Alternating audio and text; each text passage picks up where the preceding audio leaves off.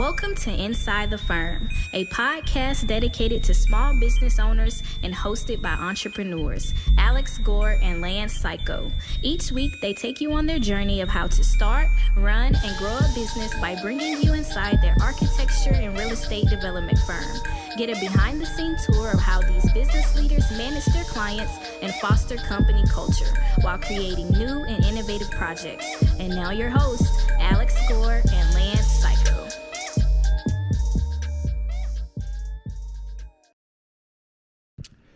Welcome to another edition of Inside the Firm. I'm here with your main host, Lance Cayko. I am your co-host today.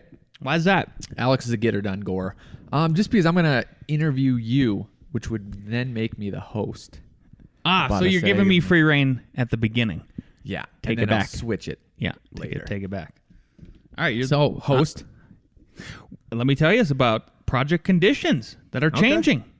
And limited time to get things done. It's good to have information at your fingertips. That's right. ARCAT.com provides architects, engineers, spec writers, and contractors with the most comprehensive libraries of building product content and design so you can access it quickly and efficiently. Even better, this is my favorite part. Every time, Al, ARCAT.com is free to use and requires no registration. That's right. You don't even have to put in an email. You can just go there, download a bunch of stuff, make your own decisions. Freedom is free. In this case. I was going to say, normally not. Normally, nope. Normally, nope. Things you got to do. Things you got to do. Secure stuff. So visit today and access the information you need now. That's right. Go to arcat.com, ARCAT.com, and start building better projects and better product content today. There you go.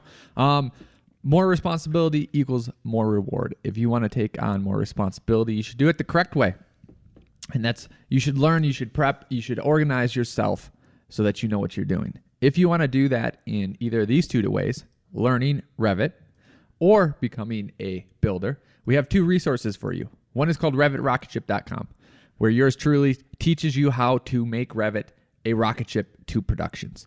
We teach this at university, other professionals, and at our firm. A new hire, as we speak, is going through the Revit Rocket Ship program to get them up to speed.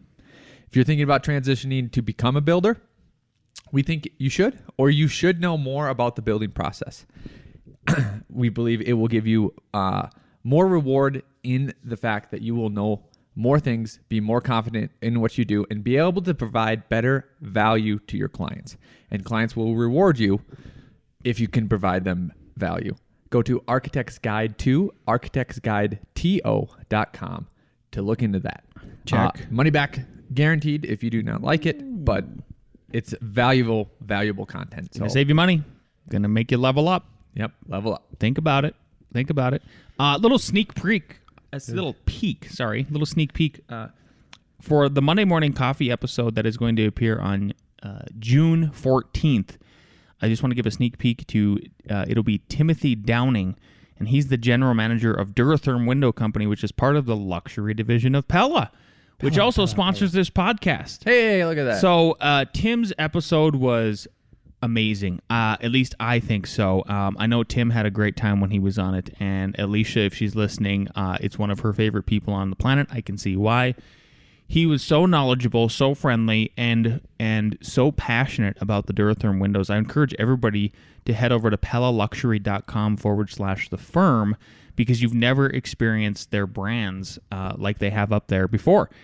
The collection of brands within the luxury division of Pella are the conversation starters. And I took a look at them, and one of the amazing things that I learned about the Duratherm Window Company is that famous architect Louis Kahn, he's a great guy.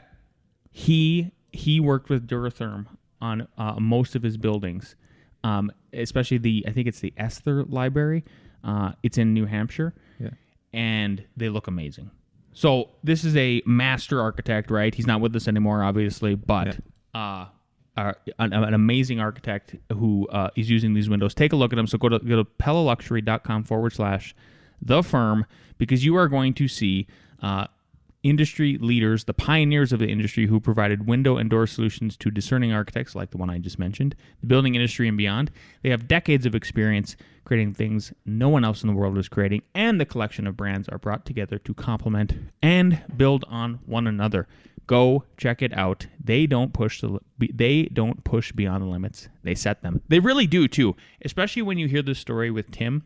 I think it'll come full circle for you if you have any hesitation about checking it out. If you're a listener of this podcast, or if you want to recommend a window company, window brands to people that are looking to take it to that next level and really set a standard. When you look back at the history of it all, after you hear what Tim has to say, it'll become obvious to you. Good. I'm looking forward to it. I think the listeners should too. I've been on a architectural educational kick on YouTube and stuff like that. So this episode seems like it's going to fulfill that need. Lance, I got something for you. What do you got? It's a Wall Street Journal article, and the title is "The Economy Recovery is Here. It's unlike anything you've seen." What does that mean? I'll tell you what that means is that, so from this article, what you're gleaning is the amount of savings. And what I actually have to do to pull up this article, I don't know if you can pull it up and possibly. I can't see it, though. That's what I'm saying, is because of the paywall. The paywall, right? So I had it at one point, but I'll read you just a few parts of it and why it's like this, right? So the U.S. economic recovery, the title is "The Economic Recovery is Here," blah, blah, blah. It's not like you've seen. Go to Wall Street Journal. Maybe you can read it through the paywall. But the U.S. economic recovery is like anything in recent history, powered by consumers with trillions in extra savings, businesses eager to hire, and enormous policy support. So later on in the podcast, once again, we're going to talk about one more thing, which we've been talking about, which is a theme, and that is all the inflation that we're seeing, because you can't escape it in all different kinds of ways. Some people are really benefiting from it. Some people are suffering from it. It's always going to be a mixed bag, right?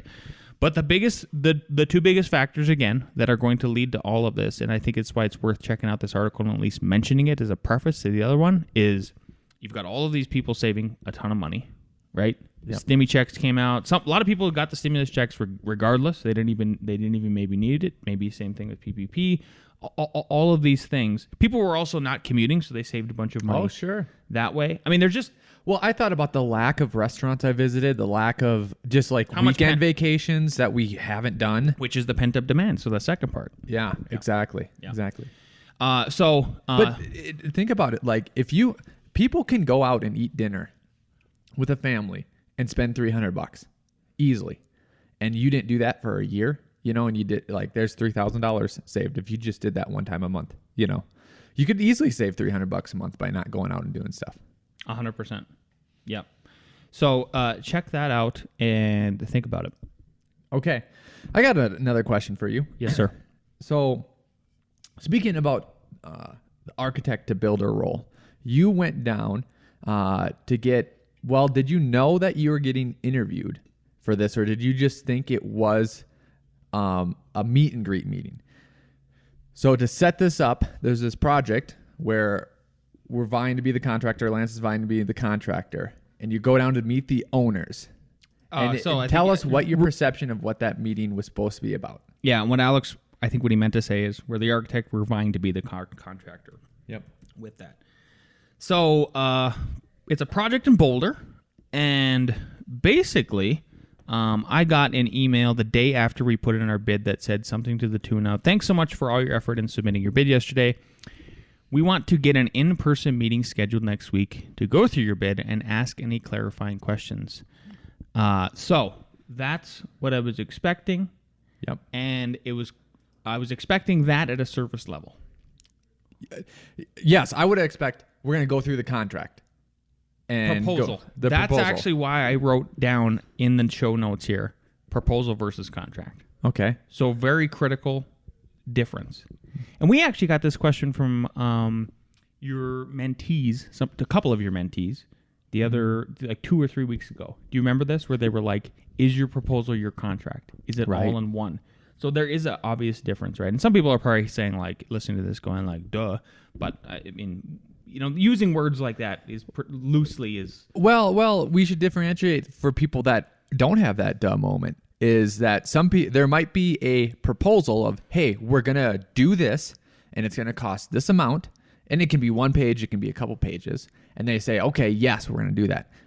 All right, now we're going to send over the contract. And that's going to be all the boilerplate or the AIA contract or whatever. And it's going to be, 14 pages kind of laying out things more. Yep. So that's the difference, right? So you're saying this was to go over the proposal what was this to go over? So just back up to the email again. Yeah. What I was expecting is we're going to go over your proposal and talk about your bids and clarify any questions, right? Yeah. So I'm expecting them to pull out my proposal and go line by line, because what we had with the proposal was we had line item by line item, and I'll just read a few off here, and I think this is probably the best way to understand it. Here we go. So we put together a 16-page document. It's got a bunch of stuff, a summary of bidder background, all that kind of stuff, where you were licensed at, where we're not, some past projects, and then you finally do get down to the numbers. And basically, it goes, there was about, I'm reading off maybe 15 different line items. Some worked, some didn't, in the sense of they didn't fit into these neat categories that I like to put them in. It was, for instance, general conditions. That was just kind of like a fund for trash, toilet, a temporary fence, weird stuff, right? And then they didn't even have anything for contingency. So anyway, what I was expecting was them to go line item by line item, for me to then pull up my computer and then pull up my spreadsheet and say, like, oh, so here's how it looks behind the scenes, guys, is here's what I'm including in general conditions. That is what I was expecting. Yeah. So what actually happened? I got grilled for 90 minutes. 90 minutes.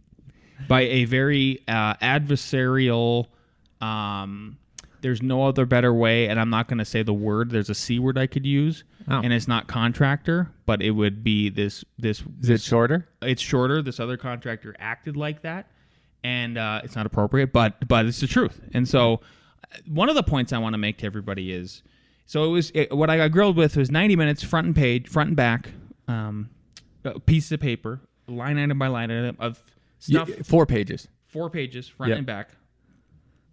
For 90 minutes, you can imagine how many questions that is. Yep. And going through, not asking specifically line item by line item what I proposed. It was more of, at the end of what I found, like it. What I think it was a test of how well does this guy respond on his feet. How much of this does he have memorized? So exactly what was in the bids, and then I think some trick questions. I mean, the more I think about it, and the more I realize it, I think that's where it was, and so if I think the one of the points I wanted to make was, and I have it written here, is like commercial contractors are bleep, right?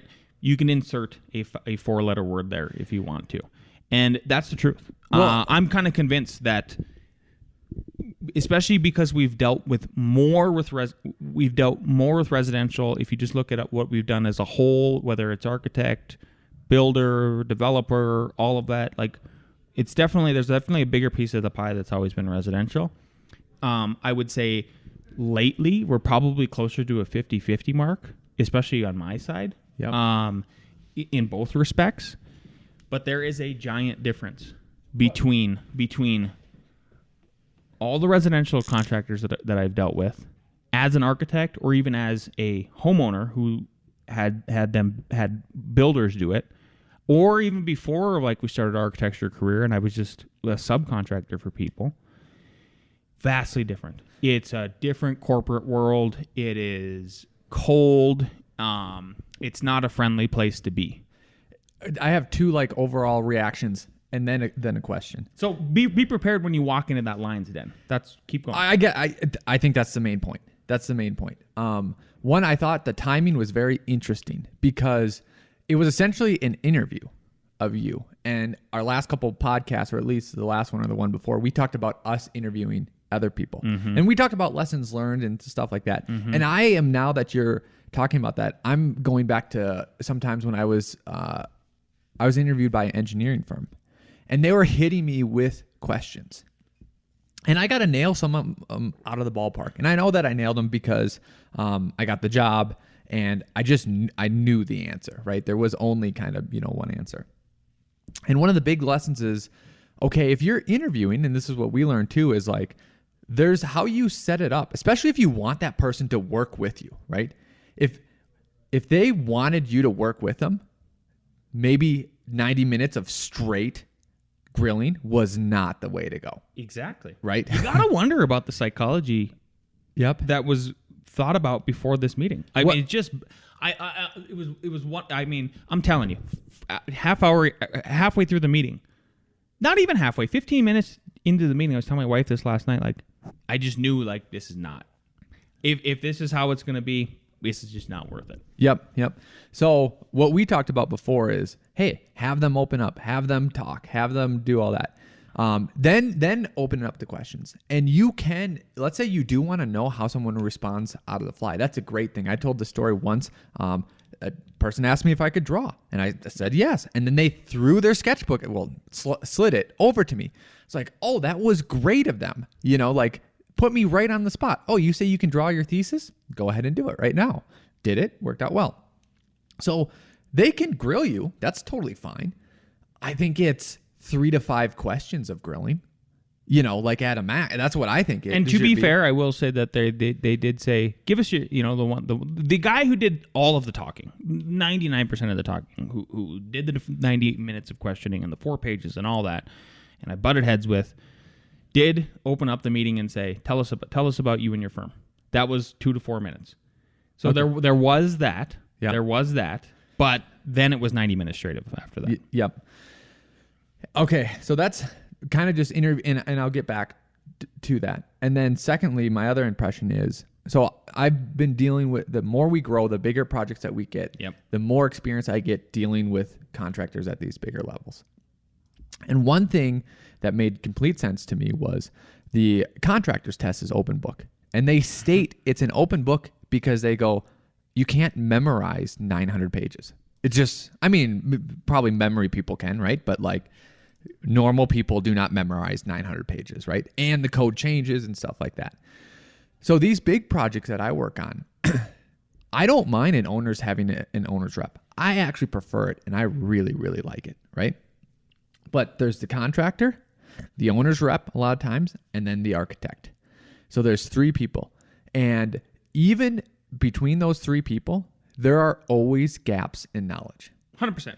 And normally someone else will fill it, which is great, but there is always gaps in knowledge. And what I find from... Memorize knowledge. Yep. The homeowner's rep, and also as me becoming a contractor, because when I'm talking to some of the people about design, I don't want to be that contractor that, hey, this one bad thing happened on this one project. I'm just going to grill that to the teeth. Like that one issue, right? And the more experience you get, the more negative examples you're going to have. So that's where contractors need to be aware and not let this get to them. Because I'm sure those pages are just his pent up anger about 50 projects that 4 projects ago, one thing went wrong. I'm going to bring it up on this. 8 projects ago, another thing went wrong. I'm going to bring it up on this. And that's literally like, I can feel this happening. Mm-hmm. Like one contractor couldn't get out of his head, like having the floor level, right? And the solution is get a level and go check. But like, it was just this circle of just bringing it up and not like doing a broken anything. record. Yep. So contractors, be aware of that. Architects, beware of that's where they're coming from. Not that that's excusable. I don't think it's excusable, because just think about where are they coming from? Repeat that. They've built 50 projects. Oh, okay. Easily 4 things went wrong on each project. Mm-hmm. That's 200 things, and they bring them up. Hey, we're starting a project. I immediately have 200 problems that we need to address right now and make clear. That psychology also relates to normal advice in relationships. That's the problem with relationships. I start dating you. I bring all my baggage from all my past things. Hey, you made one little tick. You know what? That person's a psycho. His last name is Psycho. I got it. That's a perfect analogy. Yep. That's a perfect analogy. And then you got to think of, well, so what do you do then? Do you appease them? Great question. And then I want to go into some examples if you can remember it. So I'm just going to prep you with that. Like, give me some example questions, blah, blah, blah. Right? I think it's a date. And if I went on a date and someone just started bringing up all the issues of, like this and just started assuming, like, okay, you just met me and now you assumed I'm an a-hole trash person for whatever reason. Or, you just started lobbing these things on us. I don't want to deal with that baggage. That's clearly your issues because you just met me. I'm not going to fight your invisible demons from the past. So nice knowing you. Paid for drinks. On to the next one. Yeah. It chaps my ass that on those dates, then you never get your money back. Like, oh, man. So in between my first and only divorce and then my current marriage and hopefully forever, is so I did do like one of the internet dates, and it still kills me. I'm like, that was $100. Terrible.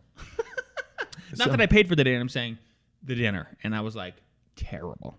Nah, see, I went through like 8 of those, so it was at least, and sometimes I did 2 dates, so $800, $1,600, and I feel way better. But you should feel better because then it's like, oh no, this was all the cost of finding my wife. And now I don't buy her nothing. Yeah, right. Just kidding. Okay, while you're looking for that marker, Found it. Can I give you some of the questions? Yes. I think this is an excellent exercise, for sure. I see that your electrician opted to put aluminum as the lines going into the buildings that are going to feed the power, and owner, I just got to tell you, well, like that bid, you should be that whole thing. Do you know what aluminum can do? Do you know how? I mean, we're talking. Do you know what it can do? Yeah, so I actually know the answer. I probably wouldn't, but I'll just go. Aluminum is not only standard practice; it's actually recommended and the standard of choice for XL, Longmont Power, and many municipalities. So all of those large companies / corporations have chosen it as their standard. You might be referring to the galvanic action at the connection, which used to be a problem in the past. I feel like you might be projecting past issues onto this project. And I'd say that. Just say it. But I will bleep that F word out, but Jesus.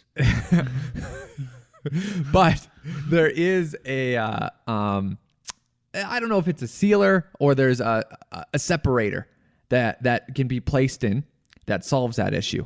So to expand, I feel like you are gaslighting and bringing up things that aren't really items, and you're doing a terrible job, sir. I love that response, Mr. Gore.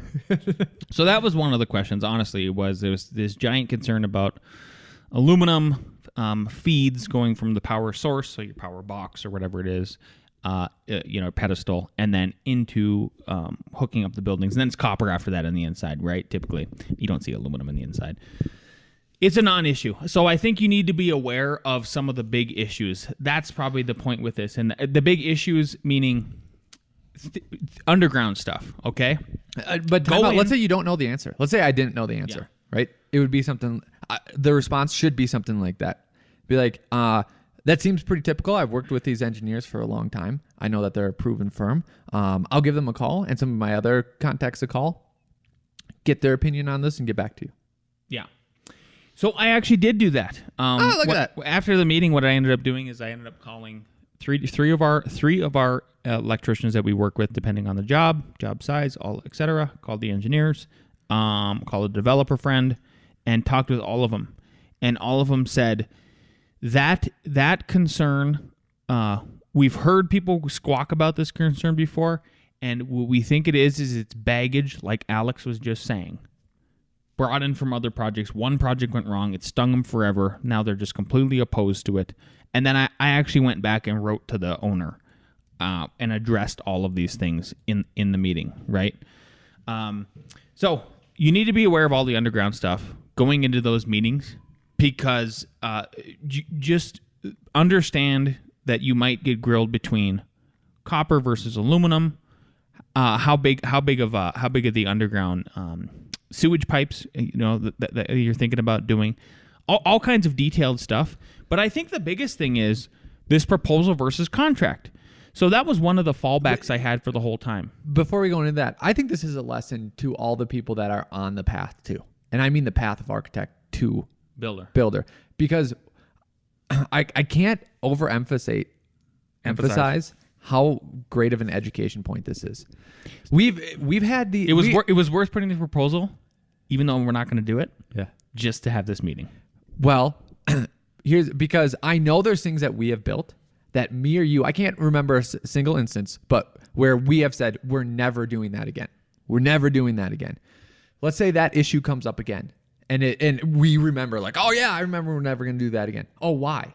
Was it actually that, or was it something else, or did something new happen? And so then be open to like, oh yeah, that happened 3 years ago, but this is a different situation. We're using something slightly different. Okay, that's okay.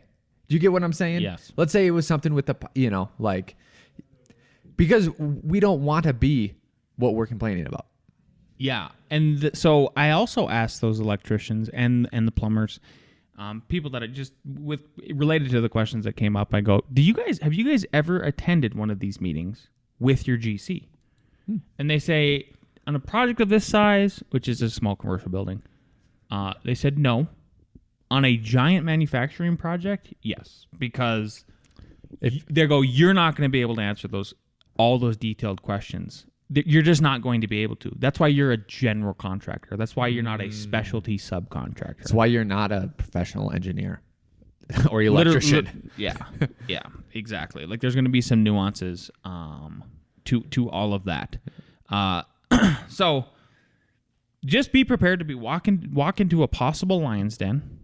Understand that they may not go through it line item by line item, and they're going to try to throw you a bunch of curveballs. So you need to be prepared for your curveballs.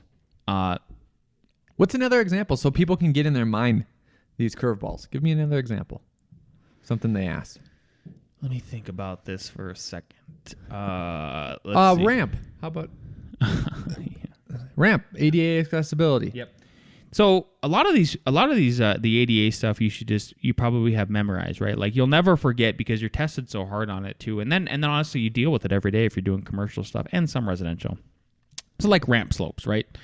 Remember two things. I think you need to remember two things, two big numbers, 5% and 8.33%, meaning anything becomes a ramp, a surface, of a horizontal surface if it meets the threshold of 5% or higher, up to whatever, it could be a ramp, but it's only acceptable at 8.33%. That's the max. Yeah, that's the max. Like you can't go past that, right? So if you're the architect and you're transitioning to this, make sure all of that stuff is labeled on your plans. Because I think what you're trying to, and if it's not, then you need to do the hand math beforehand. So there was one ramp, and it was on the interior of the building, and it didn't get the percentage slope on it labeled in plan view. I had my laptop up. I got the question was, here's the question now. Yeah. And now you're back to, you're playing Lance, okay? Okay. I'm the jerk. Yep. Okay.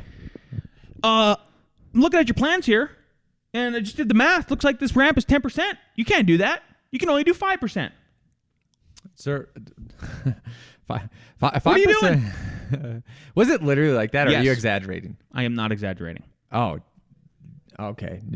5% is when a ramp becomes a ramp. 10% is it's not 10%. It was drawn by my architecture firm. They know ramp percentages. Let me open my laptop and see what it is. Oh, here it is. It's 8.33%. And at that point, when I did that, then I made the power move of physically going over and sitting right beside him and said, hey, do you mind if I sit right beside you? So you might want to do that. You might not want to do that. It depends on where you're at in the meeting. I'm just saying, like, do not let yourselves be pushed around. Like, and don't ever get intimidated by this whole, I'm so sick of hearing this, the whole, well, I've got 40 years of experience. Well, maybe it's 40 years of shitty experience. That's the comeback you have every time with this whole, I have all of this experience going on. Well, maybe it's 40 years of tragedy. Like, you could be a 40-year experience, whatever, and be doing 40 years of crap work. Doesn't matter. Yeah. Like, I don't know if I could say that better. Like, I almost had a different take from it, but I have the with same... the experience stuff? Because I know it ticks you off, too, when you hear that. Well, because this is what I hate about it, is that, to stick with that example, you have 40 years of experience, but you're getting these things wrong. So what's happening? What is happening? You know what I mean? Like, when I became unintimidated by developers, and we have a lot of great developers that we work with that are awesome, was when I think what he's referring to is there's a specific group of people, no matter who they are, that are jerks. So there are possible jerks. Yep. It was just experiencing what they don't know. There you go. Experience what they don't know. So, like, just know in the back of your head, for everything they hit you on, like, it's very possible you could bring something else up that they have no idea about. You know what I mean? Like, because I've gotten this question, like, what if the plans aren't clear? My literal answer is, because someone asked me this because they got put on the spot in the firm. I go, you tell them, the plans might not be clear to you. That doesn't mean they're not clear. And I've worked with contractors. We've done hundreds and hundreds of plans. Some contractors read our plans, no questions, for literally 50 projects. And our plans are clear. Other contractors, same plans, we draw the same way. We'll have 50 questions on one project. So just because it's not clear to you doesn't mean it's clear. So I'm not going to take questions from you and not bill you because you say it's unclear. Speaking of plans and clarity and specifications as well, you need to if you're going into this meeting, I think there's two big things to remember too. Is there a spec book? If there's not a spec book, then whatever's on the plans are not specifications in the proper sense. They are general notes, right? So don't get caught in the trap of, this is one of the other questions I have, the specs, the specs supersede the plans and the drawings always. I go, you're right about that, but there's no spec book. Well, what about this spec? That's not a spec. That is a general note. Yeah.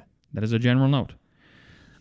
So just remember all of those things. I don't know if this helps or hurts you, but you just got to be prepared to be on your feet, and then don't be afraid to have some things that you can fall back on, such as have your laptop there, have your own internal notes ready, have the model ready. That was so critical to prove the ramp thing wrong, because I literally cut a section through the ramp, drew a line so I could call out a slope. It was at a perfect 8.3%. Another example was, hey, I'm getting questions from contractors about this one contractor said, like, why are we changing the tap from 1.5 inch to 2 inch? And I go, that's news to me. Can we take a look at the plans? And this was me again, sitting right next to him this time, and pulling out and opening up the plans and reading through it. And what was hilarious is, in real time, they got to see this happen. So there was two notes right next to each other. That's one said 1.5 inch cold water, and then 2 inch P. So, or G. So I bet you can guess if this is a gas. Yes, a plumbing and gas plan, right? Yeah. And I pull out the plans and I go, 2 inches. And he goes, oh, that's gas. And I go, yeah. And you just saw in real time how I instantly got to that 2, just like the other contractor probably did. Yeah. He goes, well, and I go, acknowledge it. You just saw in real time the exact same thing happened to me. Yeah. But it's clearly 1.5. Does that answer your question? Oh, yeah. Yeah. It was brutal. Oh, sounds terrible. Sounds terrible. Sounds like that guy he says, why am I getting questions from other contractors? So it sounds like it's multiple bids, and maybe they just wanted to grill you on all these questions and not even have you in the interview as contractor. Yeah, they could have called me as the architect. That's what I'm saying, yeah. So here's the other confusing thing, too, is the day I was in for that interview was the day they said they're going to sign the contract, select the GC and sign the contract. But then during the meeting, then this other guy brings up, oh, no, we need to have an attorney review everything. Oh, here's one other thing you should do. And actually, I wanted to ask you about this. It's becoming a pattern that I'm noticing. So I've already established, like, in my opinion, commercial contractors are bleep. Here's the other thing, though, that I'm noticing is in a commercial project, they're really insisting on this AIA contract. Mm-hmm. They are insisting on it. We're not part of the AIA. I'm not here to bash the AIA. It's just we're not part of it, and we don't have these AIA contracts. We have language from the AIA contracts that is in our contracts. A lot of it's similar. I think if you want to avoid any conflict about that, and you're going to go after commercial work, you might as well purchase that AIA contract. Well, I'm glad you came to that conclusion because I was at an interview, and they asked me the same thing, and I explained why. And I even went into more detail that we mainly do residential work, blah, blah, blah. So I do think it's something looking into and having in your back pocket. Yep. And the kickback I got with it was, so I explained the same thing. I said, we're not in the AIA. And he goes, oh, I just assumed you were. And I go, well, that assumption was wrong. Did you know that you do not have to be in the AIA to be a licensed architect in North America? No. Okay. You don't. So that's not how we operate. Yeah. And he goes, and then it was, the AIA contract is the most fair for everybody. I go, that's your opinion? That's your opinion. Yeah. That's not my opinion. We don't share the same opinion. Yeah. All right. In positive news, I have a question for you, Al. Okay, I got an answer. Our good friend Lucas Gray, who is a listener of this podcast, posted he reshared this, I think, it doesn't matter, from LinkedIn, and he says, another great lesson from Jonathan Stark, and I wanted to see what you had to say about this, Mr. Gore. When someone asks you what your hourly rate is, my advice to answer with is, quote, I don't have one. And then sit there in the uncomfortable silence until they inevitably ask, quote, then how do you price your work? To which you reply, quote, I'll give you a fixed price for the engagement. Is that acceptable? But what if the inquiry is not a real-time conversation, but instead happens asynchronously over email? Here's how I would respond. Quote, I don't have an hourly rate. I give fixed prices, so clients never have to pay more if things take longer than expected. Would that work for you? Good clients will always answer yes to this question, and then you can proceed without the expectation of trading time for money. So what do you think? I like all that. One side question, is our electrician coming? I just saw him drive by in his truck. To my knowledge, no. Okay, I'll see if he pops in. I like that. What is your hourly rate? I've never had a problem answering that question. Okay, go. What's your hourly rate? $160 an hour. Uh-huh. Oh, you didn't actually have to say it, but whatever. Oh, sorry. It doesn't matter.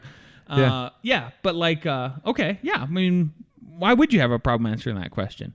But look, the premise of this whole thing, Al, is like to not reduce yourself to an hourly rate. Even though if you've built in the profit, I still don't understand the problem with it. I get the fixed price of it, but we do fixed prices all the time for giant jobs. But here could be the potential problem that he's hinting at. Okay, so you do floor plans and elevations or whatever, right? And you do them, you present them, they look clean, simple, all that, and then you say, hey, $3,000 or whatever it is in the contract. Mm-hmm. And then in their head, they do the reverse math and they go, oh, that shouldn't have taken you 30 hours. Oh, if it was $100 an hour. I'm doing easy math because, come on, I'm not going to do hard math. That should have only taken you 8 hours. Why are you charging me? So now he's setting up like, no. You asked for floor plans, elevations. I executed on that. We agreed on the price. Here they go. Yeah. Is that the kind of freedom? And then now the question goes is like, okay, selling is about flow. Yes. Selling is about flow.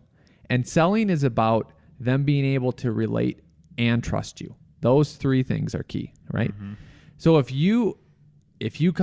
they ask you that, is it worth putting up that roadblock and then making them ask the second question?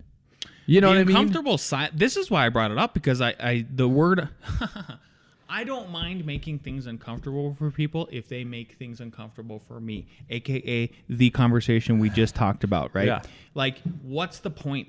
Because life is so short. Like, why would you want to work with people that make you uncomfortable from the get-go? Sure. But in this case, I'm not sure. So think about that. Now you're putting the hat on in reverse. Like, are you sure they're going to want to work with you? That's exactly it. Yeah. So I think you can avoid it if... Keep going, sorry. Well, here's a great question. Let's say you've had that happen to you once or twice. Hey, questioning your fee. Because I've had it. It was more like years ago, but like, oh, that took you 8 hours? Like a question, right?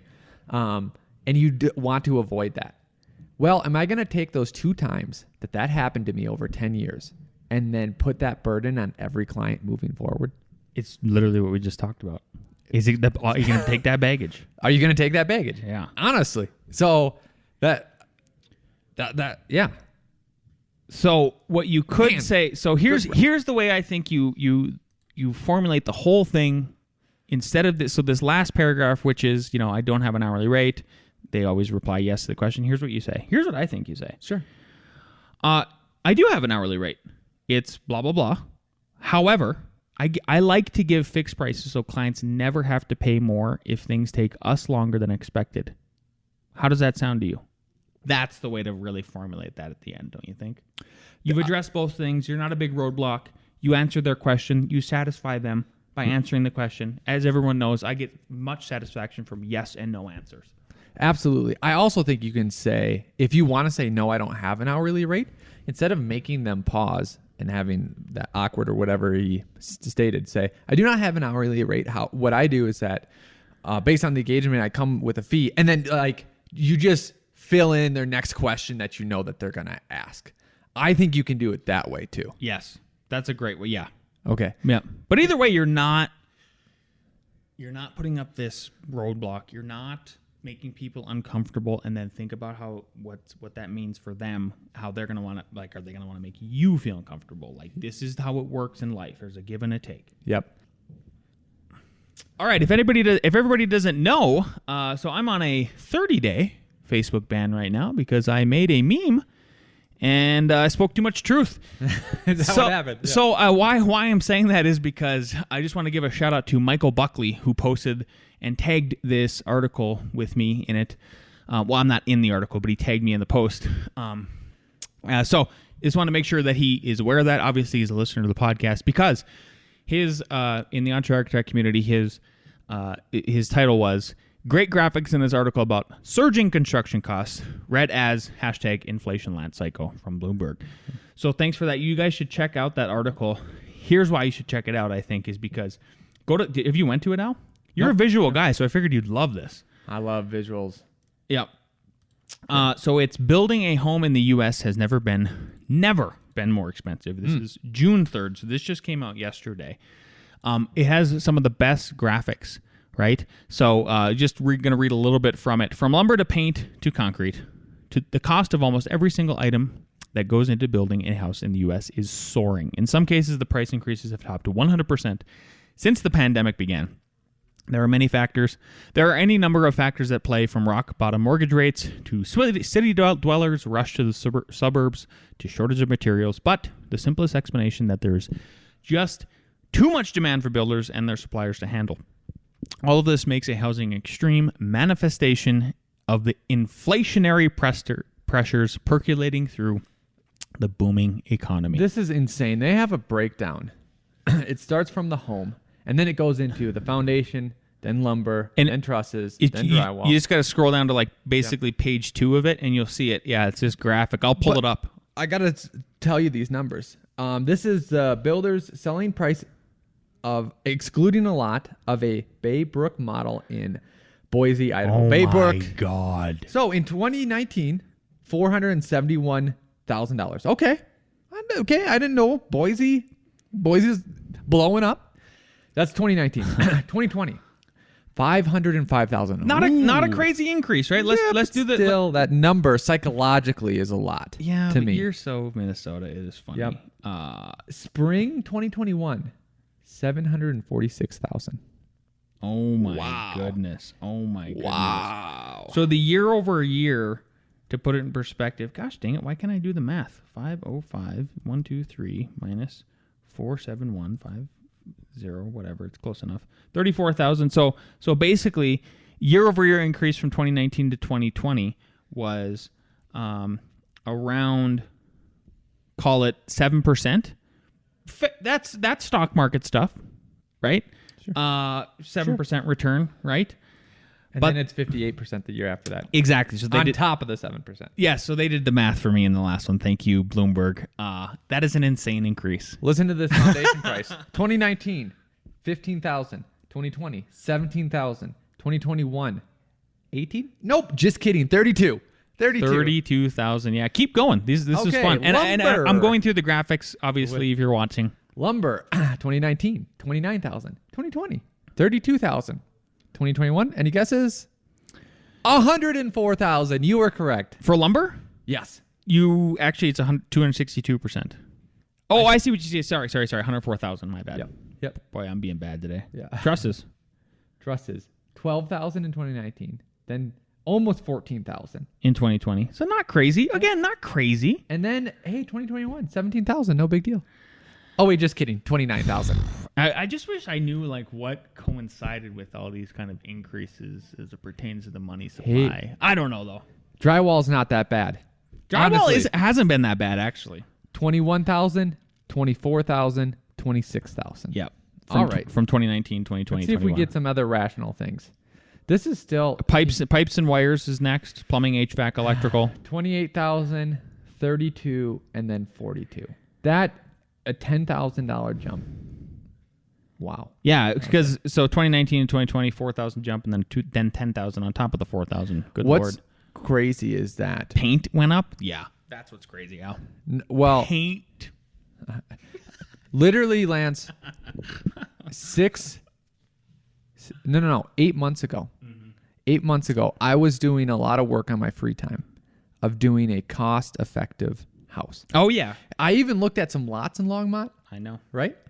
We should have bought those lots, by the way. And it all came down to me is like, oh, the city with because Colorado cannot figure out water.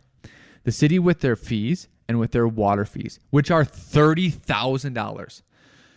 Every effort that I make to reduce the cost by using a different system or reducing the square foot, it's like, oh, great. You spent 8 hours and you shaved off 50 square feet and you saved $5,000, $10,000. The water is $30,000. Get your life. Right? So I kind of like held that kind of side project and just let it die. And then just to think like if we would have continued that, like, oh, you did all this hard work and then just everything escalates in prices like that. So here's going back to it, paint. 9,800 to 11,800 to 16,500. 68% increase. Finishes. Oh my goodness. Material. This is the best Yep. article that's been put together so far. Who was asking about this the other day about if I've been seeing increases in cabinetry? I need to email this to them. Yep. I'll remember. Trim and materials. It went from 31,000 to 40,000 Oh, to it's TJ. 52,690. 68%. Madness. Appliances. 4,000 to 5,200 to 6,500. Which has a total buyer cost increase. Up 65%. The cost of the finish. So all added together. Wow. So this is everyone. This is after paying And again, for this the is lot. This is Boise, right? Yeah. Yeah. Boise is a great place. I didn't think it was that great. This great. So 5,890 to 670,000. Yep. To now 946. Oh my God. Basically, Almost $1 million. A house that 2 years ago to actually build was a $500,000 house, which still to my Minnesota mind seems expensive. It's fair. $500,000 house, same house just became $1 million house. Yep. So inflation. You're getting the same house for almost double the price in 2 years. And inflation doesn't exist, Lance. Doesn't exist. Just please don't, if you're listening, please don't buy into this. Don't tweet at Lance. I'm rubbing my temples. Do not buy into this double speak language of it's transitory. It's not transitory. It's real. But if in 2 years, if there's an article and this goes back down to between we'll eat our words. Wrong. We'll eat our words. Happy to be wrong. We'll make Lance do a dance, something like that. Lance dance. The Lance dance. Hashtag Lance dance. Last thing from this article, quote, "This could be industry killing if things continue going the way they're going," said Martinez, who has had to tack on price increases during the construction, and of anywhere from $40,000 to $100,000, primarily due to rising lumber costs. Quote, "We're putting projects off. We've got clients that are hitting their price ceiling." So remember, go back to episode, I can't remember what number it is, but it's the goose that killed, the golden egg, the goose that laid the golden egg, right? You've heard this analogy before. Go back and listen to that because Mr. Cayko predicted this. Here's a little tip. If you cannot do, if you are, you might be the best contractor in the world. Of all time. If you can do, hey, fixed price housing, here you go. Stamp it, ready to go. It's done. Good for you. You're amazing. You've locked in prices. You're way better than us. Let's say you started building at the end of 2020 and it was a year-long build and you are building now still in the middle. Your prices went up 68%, 49%, 26%, 146%, 262%, 104%, 58%. These are for all the different areas. Yeah. You can't account for that. Good luck. You can't account for 104. Wait, let's go to lumber. 262%. Did you have that in your contingency? Did you have that in your profit margin? No. That's why we ordered on this commercial job where we just started this week. That's why we ordered everything from studs to cabinets. Did you know that? The only thing I didn't order was drywall because I didn't see the crazy increase. And back to that, this article is 26%. It's just part of the deal. If it goes over what's approved, then we're going to have to pull it out of contingency, and there's enough there. And I understood the whole risk, but that's where it's at, man. That is where it's at. So, okay. Okay. Now that you've sufficiently, Debbie Downer right there, you got an idea. Oh, I do. That's right. Do you want to tell people ideas, and then I'll add on my thoughts on that idea? So let me pull up. I want to sneak peek one more time here. I believe this will be this guest from the Monday Morning Show will be on June 21st. He will be featured on the Monday Morning Podcast Show, and he is Phil Elmore. And Phil is he's a writer, and he's like a business writing coach. So what he gave me is the idea of he's launching a couple websites in his own little entrepreneurial endeavors, and what they are, and they're not little, they're big in my opinion, but he is convinced that every business owner, every entrepreneur should have a book. They should have a book, and it is part of your sales piece, part of your branding. So that's the idea. So the idea is, how do we package one? Should we package one for F9? What do you think, Mr. Gore? I like the idea. And here's my take on it is, have you ever heard of the book called The Toyota Way? Yes. Right? It's how they do stuff. So what if the book was called The F9 Way? Ooh, I like it. Okay. And then I started thinking about chapter ideas, right? And here's the first rough pass. Let me tell you what I do to Al. And Mark, if you're listening, Mark LePage, because he says this is our executive meeting, here's what I do to Al is I go, hey, Al, here's a little seed. Put it in your little head and then it grows. See? Now, you see? He comes over and waters it. Sprouted. So, first chapter, introduction, I think can be the origin story, right? Just the origin story, and then talk about hey, when we got that first, it was a pot shop. And the client said, hey, you're quick, professional, and over-deliver. Led us to believe like, oh, there's principles to this, right?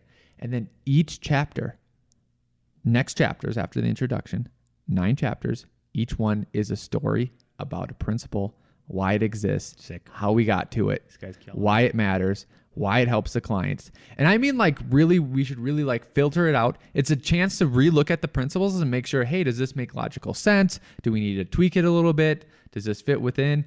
And then I think, so those F9, and then we can end with, and we can adjust the good architect, bad architect. Yeah. Conclusion. Yeah. There's good architects, bad architects. This guy is killing it over here. Yeah. I like it, Al. I like it a lot. Gotcha. I like it a lot. I knew that's all I had to do it's all I had to do is put a seed in your brain. Yep. Okay, last little segment here before we get to Nick Reads. This is a longer than usual episode, but that's okay. It's jam-packed for you guys. I want to remind everybody why it's so important to get a retainer up front before the pencil touches the paper, the mouse touches your hand, etc., right? Architecture-wise. Here's why. I'm going to read you a series of text messages that I got. No names. My dad is having second thoughts on building. If you can stop the process, please. Me. Okay. Well, can we send our last invoice then? We were waiting on feedback from them before sending. How much is the invoice for nothing really got done? I want to emphasize that. How much is the invoice for nothing really got done? Do listeners see how this is tying back to previous discussions in the same? Yes. Me, you can't say that. It's all spelled out in the contract. What we got done according exactly to the contract. There's even pictures in the contract that cover this. What's the amount? And to be honest, we're on with a new team. We didn't like what you did at all. Me, here's where we are straight from the contract. And then I pulled up the 2 visuals to show, look, we gave you 1 set of floor plans, then we revised it.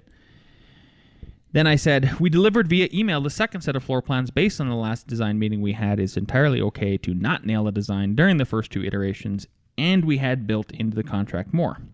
Thanks for your honesty. It's okay if we are not a good fit. Him, what second set? Only set I got was the one we reviewed at the meeting. Me, the one we sent on the 28th. Here's a screenshot of the email we sent. Me, maybe you missed the email, but the email was sent. Today, I finally got a hold of him, and then he is hopefully looking at that email. So you're covering your tracks the whole way around, right? You're completing the circle, the feedback loop, etc. Why it's always important to get the retainer? I checked in on hours of where we landed with this. Mm-hmm. We are compensated. So even if we get stiffed, which is entirely possible for this invoice, which we are owed. You know, we could go to collections. We could cause this big stir. Oh, well, you could put let's say they build the house, you whatever, could put you put a lien on it. Yep. Exactly. Get the retainer. It's good for cash flow. It's good for putting skin in the game. It keeps people accountable, and you will lose less. Yeah. Hey, I got a joke for you. You should have done this one earlier. But going back to pricing, do you know the price of a chimney? No. Well, let me tell you, it's through the roof. Oh, he's going to be here all day. That was from Entre Architect Community. Found that on there, so thank you, that community, for that joke. I'll tell you what we got next. We got a community member coming in here hot from Florida.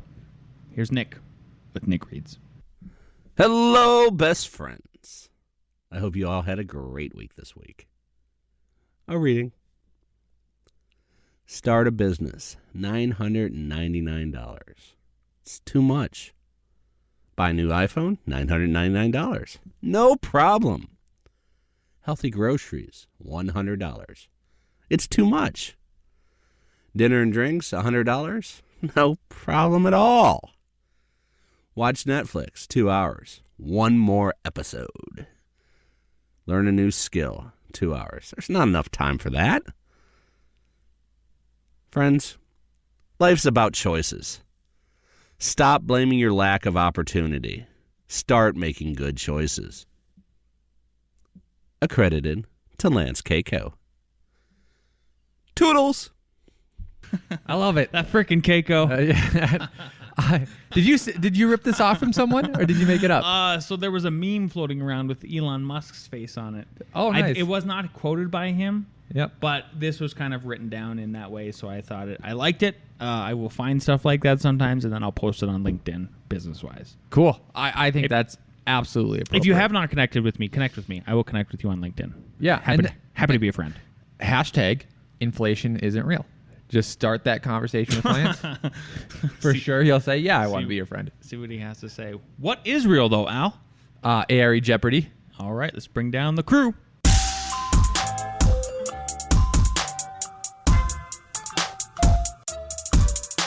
Question number 1. An aircraft hangar is part of what occupancy classification? Is it A? Is it B? S? Is it C? I? Or is it D? F? Aircraft hangar. This is a tricky one. A, B, S, C, I, D, F. 3, 2, 1. Hold them up.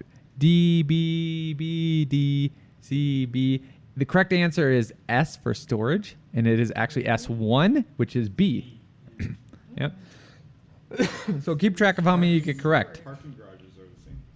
Look at that. So you're just parking an aircraft. Yeah. Just parking it. Yep. Question 2. What topic does Chapter 10 in the 2015 IBC cover? Is it Easy. A, This is a layup. fire protection systems? Is it B, means of egress? Is it C, accessibility? Is it D, use and occupancy classifications? Maybe it's not a layup. Or is it E, all of the above? That's why I said maybe it's not a layup. A, fire protection. B, means of egress. C, accessibility. D, use and occupancy. E, all of the above.